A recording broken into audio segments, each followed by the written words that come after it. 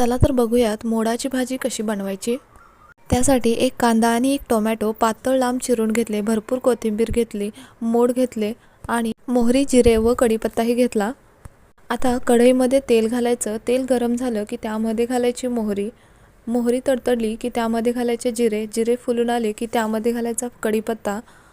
आता घालायचा कांदा। कांदा सोनेरी होईपर्यंत परतून घ्यायचा। कांदा लवकर भाजण्यासाठी त्यामध्ये थोडंसं मीठ घालायचं।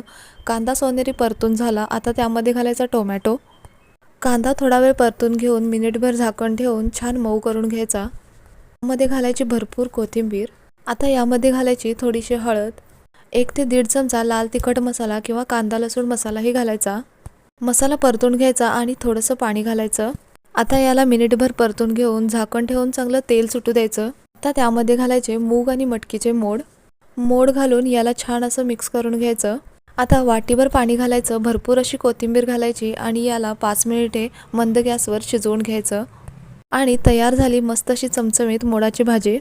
आता गरम गरम भाजी सर्व करा आणि जाता जाता चॅनलला लाईक आणि सबस्क्राईब तेवढं करा।